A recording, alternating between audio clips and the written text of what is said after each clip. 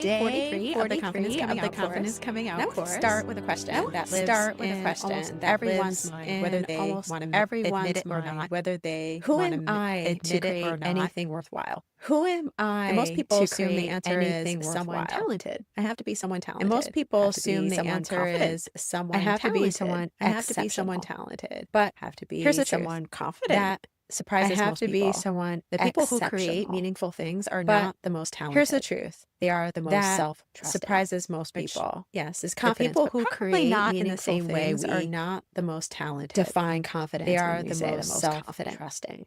They're not Which, perfect. yes, not is confidence, fearless, but just probably willing to not in begin the same way again we and again and again. define Talent confidence doesn't predict when we say creativity. the most confident. Self-trust does. They're not So perfect. let's get into what not that even means. fearless, just willing to begin.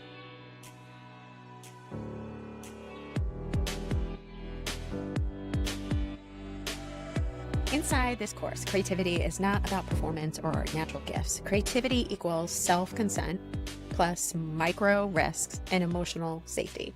Some of the things we've already talked about in the Confidence Coming Out course. This just so happens to be the last step, the 7th step. It's the behavior of confidence. It's your nervous system saying, I'm allowed to try. I'm allowed to make this messy. I'm allowed to take up imaginative space. Creativity isn't about being seen. It's about allowing yourself to see you. So let's look at how attachment styles shapes your creative expression. So anxious attachment, your creativity gets tied to approval. Is this good enough? Is this right? Will they like it? And yes, it is fueled by anxiety. So dismissive avoidant, creativity equals vulnerability, being exposed, being seen as defective. So you protect yourself by staying in your head, planning instead of doing, and may never actually do what is truly feels good for you and what you're about. Fearful avoidant, they do a push and pull back and forth, and you want to be seen and you feel being judged at the same time. So you get really inspired and work that up and then shut down. And then get inspired and work that up and then shut down. I totally understand this. This would definitely be me. And this is the good thing about this, though, is knowing these rhythms can help you. So knowing that, yes, you might have a provocation toward one attachment style, but that doesn't mean that you can't move towards secure. And how you do that is first knowing where you are, right? So secure attachment, secure creators don't chase perfection. They create with rhythm. And that's kind of what I was talking about. Your rhythm may be first in one of those other attachment styles, but first you have to know that and you can use it to your advantage. And they're not pressuring themselves. And you have to know, when do you flip-flop? Maybe as a dismissive avoidant, you can start to see where that edge is. And with the other steps in the Confidence Coming Out course, you can use those steps to soften that edge so that you don't close down to your own creativity, to your own source of showing up and being seen, first to yourself and then eventually outside of yourself. And the same goes for anxious and fearful. Anxious might be always questioning or being seemingly very creative, but for others, right? For somebody else's desires or needs. And fearful avoidant might be flip-flopping or stopping. They seem very creative, very motivated, and then shut down and something kind of gets stagnant. Knowing this rhythm and if you look in your past, you can kind of see why things start to ebb and flow. And that's really helpful. So like I said, secure creators don't chase perfection. They create with their rhythm, not pressure. They trust themselves to figure it out along the way. So now we're going to use creativity and knowing that it requires a chosen yes, not a pressured, productive, or performative one. A genuine yes allows your nervous system to relax into creativity. The only issue with this is a lot of us don't even know what a genuine yes even feels like. And so that's where this work comes in, is really starting to learn what your yes feels like. And this is where the wheel of consent from Betty Martin becomes essential. Creativity actually can live pretty predominantly in the quadrant of take. People misunderstand take as selfish in our society, but take with integrity can be quite beautiful and quite masterful. But in Betty Martin's Wheel of Consent, take means receiving from the world for your own pleasure and ethically, consciously, and within limits.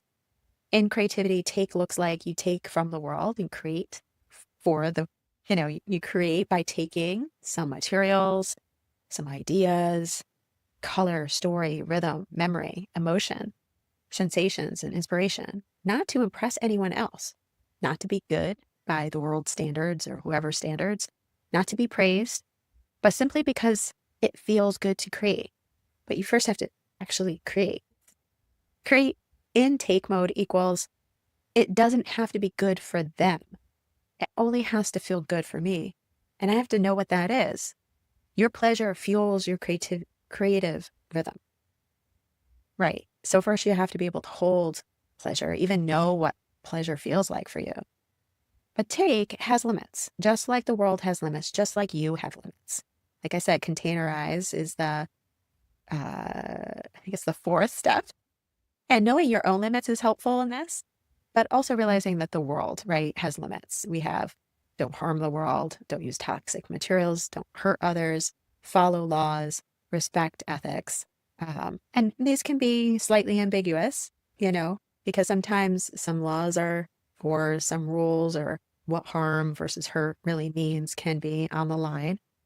But within those limits, you have full permission to take inspiration and turn it into something alive. That's what we've all done. That's how things are created. But the confidence to believe, right? And step 2 of finding your belief and reworking it to believe that you can even do this. It requires self-trust. Now, let me make something very clear. Self-trust isn't perfection. It's self-honoring. Self-honoring in flow, being able to fail, then follow through, and knowing when something is actually done enough. Finishing isn't about perfection. It's about the moment your intuition says, this is complete. And here's the surprising truth. Quantity builds more creative confidence than your quality. Because quality is often the polite word we use for perfection. Quantity teaches your nervous system repetition, like consistency, risk tolerance, resilience, permission, and momentum, which is, I think, one of the biggest things and one of the most important. Just like in finances, when you have compound interest, you need to build that. Quantity says, I can create without collapsing. So Elizabeth Gilbert describes creativity like a birth cycle in big magic. Ideas have a desire to be born, and they choose you. Creative rhythm mirrors birth. And this is, you might even be able to see this in when you shut down. Like if you're an insecure attachment style, you might see that you shut down in one of these stages or all of these stages. Creative rhythm mirrors birth, right? So conception, the spark, the thing that makes you all excited.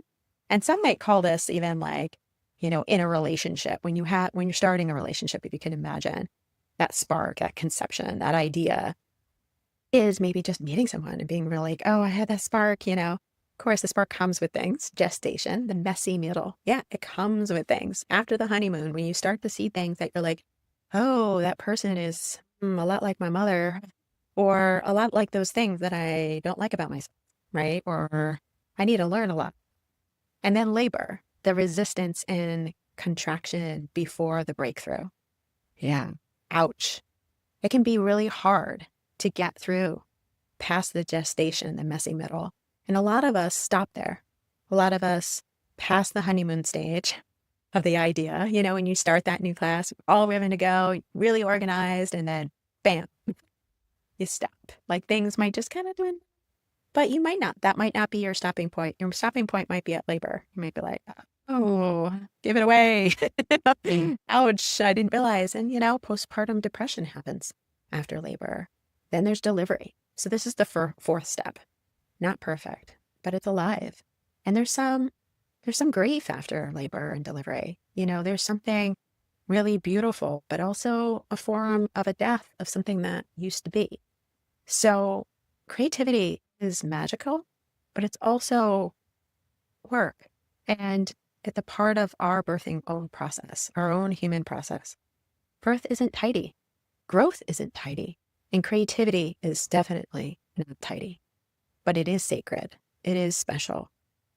And when you treat creativity as something alive in you, alive around us, a cycle to honor, not a performance to perfect, not something that someone said you have to do like this or that, you begin practicing real self-trust. Decades of research by psychologist Dean Keith Simonton, Simonton probably, shows the most successful creators aren't better. They create more.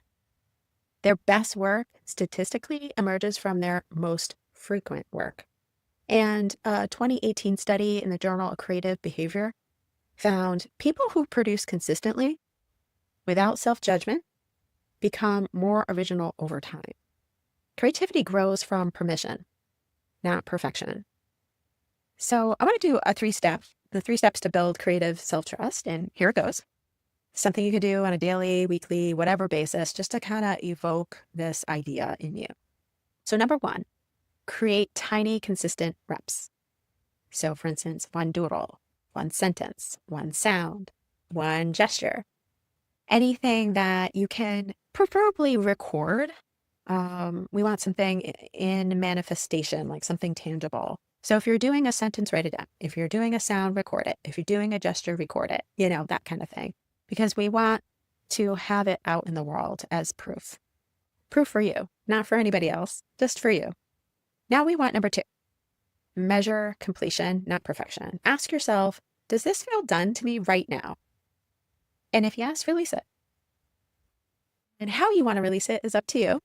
As time goes on, you might want to start sending it to your best friend and you guys trade maybe, or to somebody that you trust and feel comfortable with, just to say, hey, I've done this creation today and it's okay for me. And sharing it is vulnerable, right? So that's a part of the release in the birthing process. Number 3, ritualize imperfection. Before you begin, say, I'm allowed to make something imperfect, and let your body feel that permission. What does that feel like? Yeah, sometimes uncomfortable, and that is okay, whatever the feeling is. But just know that doing this might actually build something. So we're going to do exercise, a 1-minute permission ritual. Let's do it right now. You're going to just have hands on your heart and then a hand on your belly, and just breathe and say, I'm allowed to make something imperfect. I'm allowed to begin. Set a timer for 60 seconds. Create anything, just like I said, and just for your pleasure. And nothing is too silly. Actually, if it's silly, that might even be better. Something comes up in you and you're like, oh, that doesn't make sense. No, do that. It doesn't matter. It's only 60 seconds. Creativity doesn't start when you feel talented. It starts when you finally say yes to yourself. Thank you so much for joining me today. And tomorrow, well, actually, I have no idea what we're talking about tomorrow. I am being creative. See ya. Bye.